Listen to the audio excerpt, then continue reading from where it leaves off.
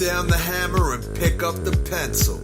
You're about to listen to the Savvy Radio Show. Learn from real-life real estate investors, experience revealed with the Savvy Landlord as your host.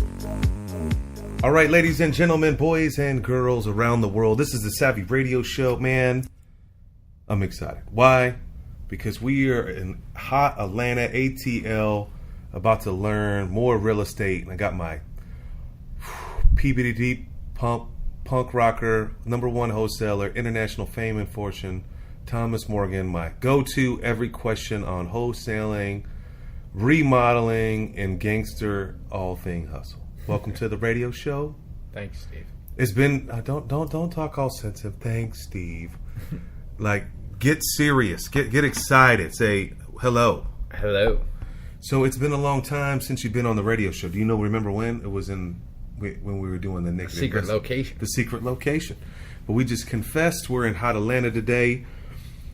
And we're here together to learn at a seminar, and now we're going to learn from you. So you recently acquired a real estate transaction that's pretty different than your normal bread and butter. You normally kind of flip contracts, wholesale. You hold some units. If you don't know Thomas Morgan, you got to check out his podcast.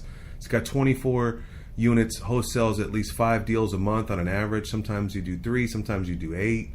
I've seen your work. I've seen your place. I've slept on your bed. Not your bed, your guest bed. Your guest bed. Let's be clear on that. On the guest bed. So you got good fortune and you found a commercial property. Us investors out want to grow our business, and we're in single family. How'd you pull the trigger? How'd you find a commercial property? Tell us everything you know, and sit up a little bit closer. Don't be fading away on me. Ironically, I was actually driving to one of my rental properties and just drive by, saw a little tiny for sale by owner sign on it. So I popped a U-turn real quick, came back and called them. Had the guy meet me down there. Took about an hour for him to come down there. All right, give us some perspective. What is this building? Location, size? It's down in Chattanooga, Tennessee. It's about a 4,000 square foot warehouse, 2,000 square foot of 15-foot high ceilings, and then 2,000 square foot of office space. So is it flat roof? Yes. On both sides. So it's been married together, so it was a lower roof. You said one side is 15 foot, which is your warehouse space. Yes. And then you have like this pseudo office front. Yeah, it was actually an old post office from, I think it was 1908. It was built in.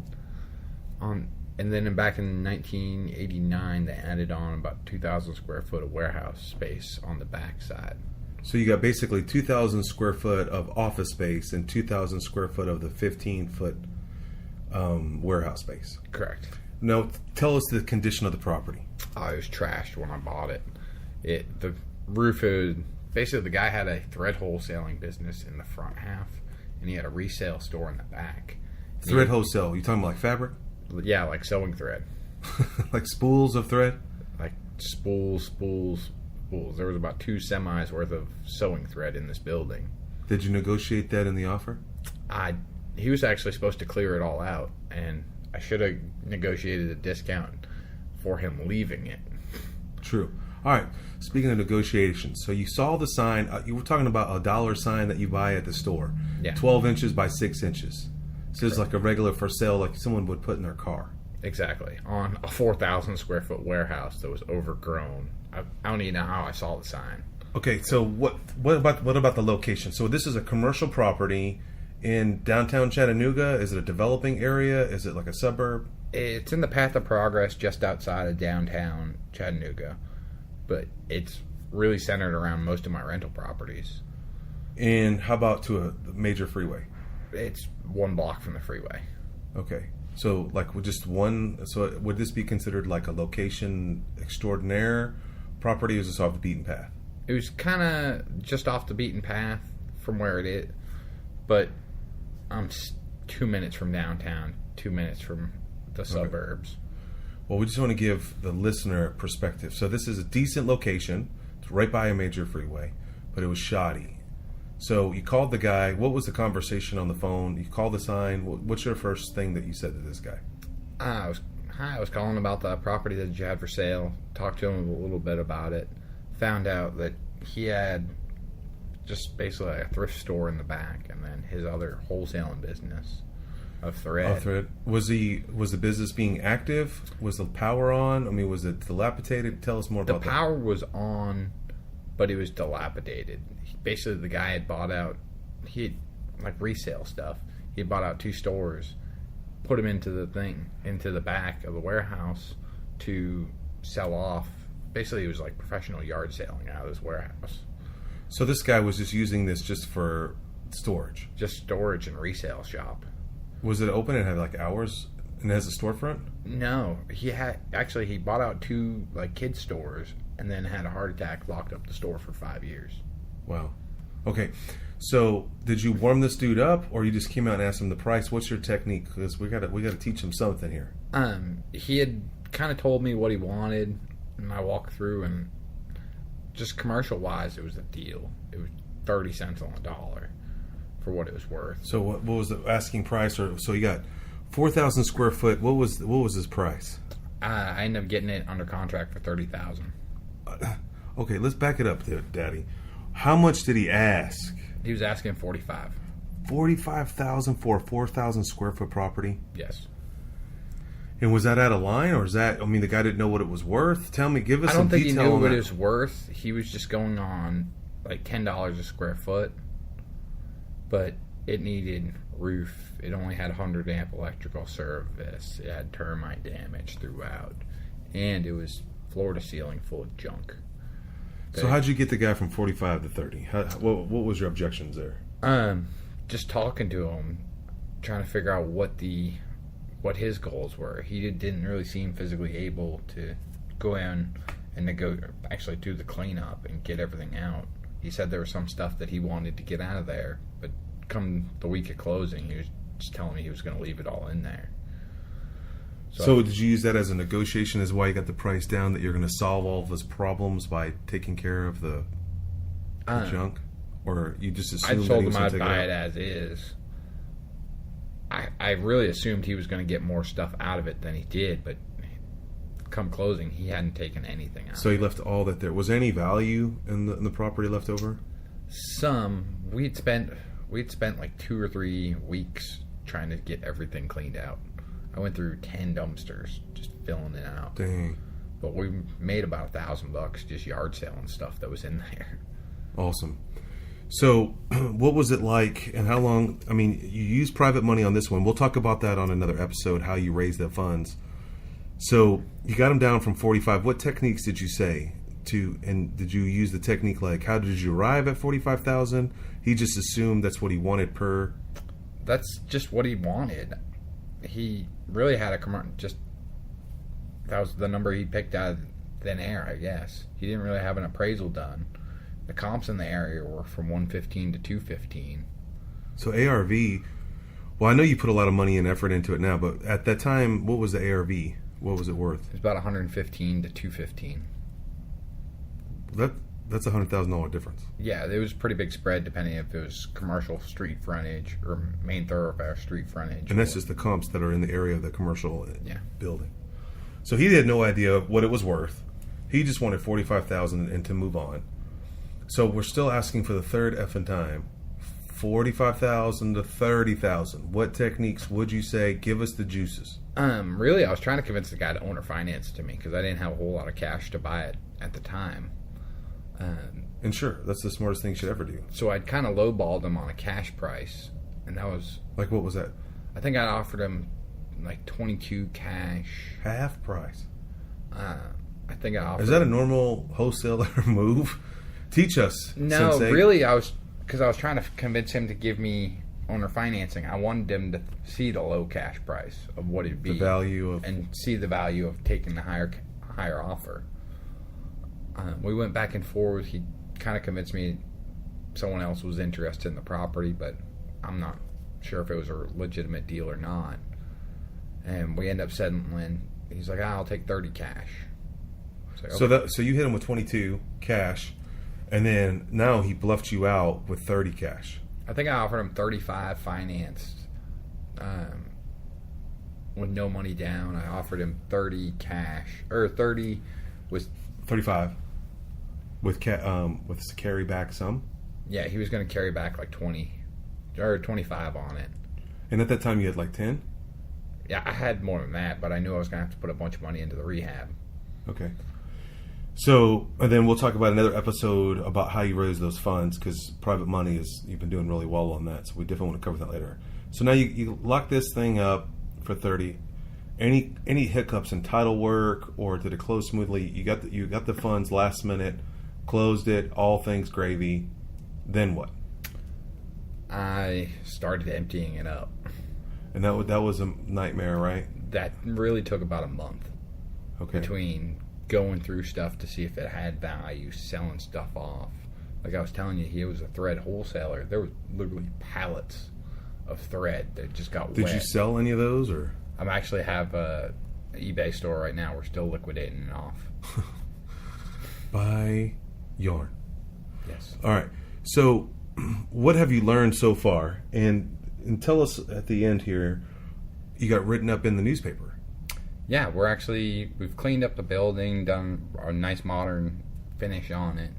So, and how'd you come up with the colors? Because the colors look great. Was that something that you saw before? And what are those colors? Actually, it's abstinent orange. It's Sherwin-Williams abstinent orange and cyberspace, I believe, the color. It's like a dark blue and orange. But so the accents is the orange, mm-hmm. and the main colors is the cyberspace. Yes. Okay. And so, how'd you come up with those colors? Really, because I was running on a limited budget, we found it was a couple truck and trailer loads of barnwood someone had. They were trying to get rid of off another commercial property, and we ended up redoing the front of the building with barnboard. Just for aesthetics.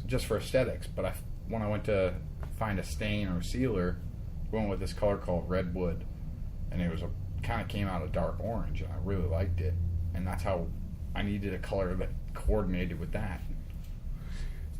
How did you attach the wood onto the cinder blocks? Did you drill it in like Tapcom? We actually had to reframe the whole front wall out of 2x8s. No, isn't the building cinder block? It's brick on the front half, cinder block on the back, but the front half of the building it was set up for a wood frame. Okay. Maybe 12 foot tall. So and that's where the termite damage came into play. Yeah. Well, that was the main stressor for you. The frustration was the 2x6s, right? The whole rafters were rotted out. Yeah, because the property was so full of trash and debris and materials from them, I didn't get a great inspection on it. So the deeper we dug into it, the worse it was. All right, so that's a learning curve. No matter what, would it have helped you to hire like maybe a third-party inspector? Yes and no. It would have helped me to make them clean it out beforehand, just because there was so much stuff. So this is exactly what happened to me when I bought my property. The guy was an upholstery guy, and he had it stored at ceiling to top, and I couldn't see the inspection. I did hire a company, but it was a nightmare to really do a solid inspection. Yeah, to get to the front door where we redid it with barnwood, there was 30 50-gallon drums in the hallway. Wow. I remember I climbed through it with a flashlight to look at it, but it was so overgrown and dark. That part of the building didn't have power onto it. It was just a nightmare to inspect, but I knew I was getting a silly deal on it already, so it's kind of hard to beat the guy down. All right, we had to take a pause there because I tell my boy, you got to liven this this deal up. You're kind of monotone. So the inspection, were you frustrated how it went? Would you done anything better? Tell me more about the inspection and what you've learned. I was I kicked myself just because I didn't get a good inspection on it. And with the funding and everything leading up to it, I really didn't think the deal was going to go through. And then last minute, it kind of came back together. Yeah, that's another thing I noticed about you. You're kind of like way too laid back on stuff. Like, I'm not talking about this podcast, but I'm just talking about like, you got major deals blowing in your face and you're kind of casual. Except for the other day, you were all frustrated about that one. Oh, yeah. But like this deal, I remember vividly, you were like, yeah, I need money. I'm like, what do you need?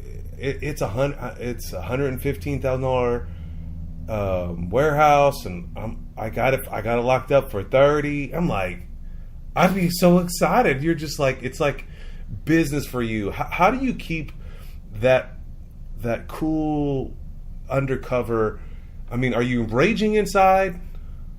Like, how do you keep... I'm ADD as all hell, so my mind's always going, but I try not to get overexcited about certain things, like, because I don't know if it's going to happen, if it's going to come together, or if it's going to happen. Like, I've had great deals fall apart the last second day before closing. So basically, you're conditioning yourself not to be disappointed, and I do that too. Oh, I've conditioned myself. Don't count a check till it closes. Yeah, till I have it in hand. Even when I did this large deal not too long ago, where the earnest was 30, and I'm like, it went hard. I'm like, no matter what, I'm walking away with 30 G's. It still didn't feel so real until I never told anybody until it was closed. All right, so you're excited about this building. You dove right in. It took how much to remodel this property? About $42,000. So 40. You bought it for 30. You got $42K. Now, me personally, that you started with. I mean, it's just bizarre. People do that. That sounds risky for me. You're putting more into a building that you bought for less. Is it based on because you know what the ARV is? Based on what I know what the ARV is, and I don't plan on selling this property. I wanted an office for myself. Right. I needed a personal space for my tools, my equipment, my people, so I could grow as a person and a company. So I could have people work for me. Now, since you got this property, it pulled up your whole professionalism as a company, right? Yes. Has that yielded anything for you? Just by adding that 2,000 square foot office space, right? I've been able to grow. I've had an assistant work for me, helping with acquisitions. I've been able to follow your lead, doing landlord lunches. And then you brought me deals. It's brought me private lenders. Yeah.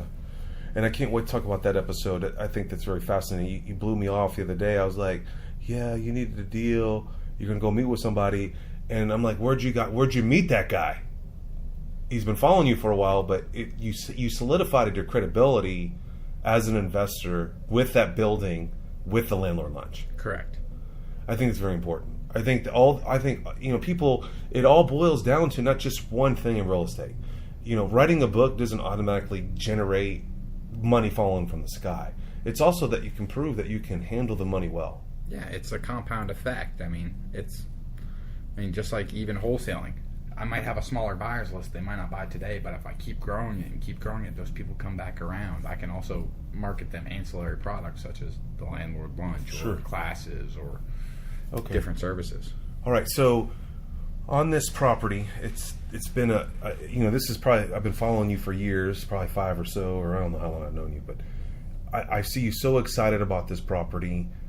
What have you learned through this process that you are capable of doing commercial? I'm capable of doing commercial. I'm capable of doing bigger projects. Borrowing private money and structuring deals like that. And you paid it off, right? You borrowed that. You borrowed the private money. We'll get into that in another episode. But you borrowed the money for the acquisition, no fix-up, just to close the deal. So you bought the property with no money down, and then you used your own funds to remodel the property. Correct. And then you already paid back your private lender. Yes. Within what timetable was that? 9 months. 9 months. Okay, so what's your plan now? Do you plan on refinancing? What's your goals right now? I'm probably going to put a secured line of credit on it just for the protection, to have it and have access to cash. Okay, and grow that money. Yes. Okay, what are the things that you've learned that you may have, or what have you learned? So what have you learned through this process? Obviously the inspection. What else? Negotiate better. Make sure I write in contracts and have a penalty in there if they don't do their job of cleaning it out. Like, I deal with a lot of properties that are vacant or full of trash. Sure.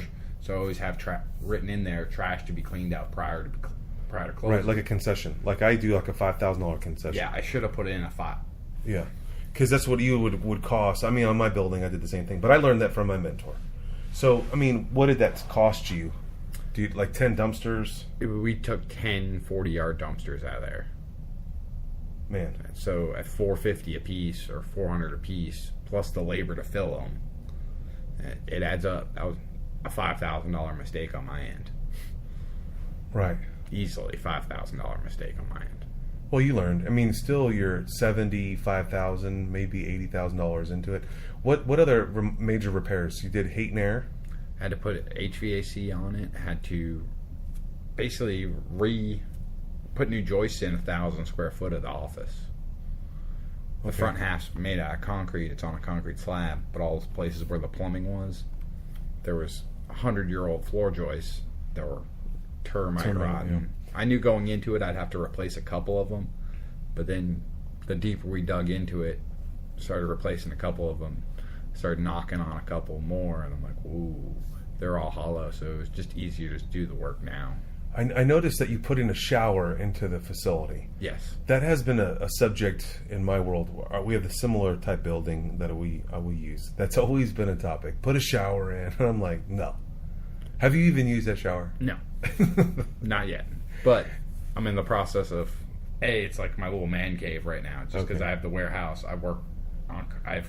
Could you live there? There? That'd be kind of cool if you built a loft. Well, I'm in the process of selling my house. And it's either... I might not have a place to go. So I'm like, I need a shower somewhere. Yeah, that is actually severely attractive to me. To the degree, of course I'm married, I got kids, but you as a just pimp daddy bachelor out there, less is best. Sell your property, use that money, grow your business. You can always buy something later. I learned that.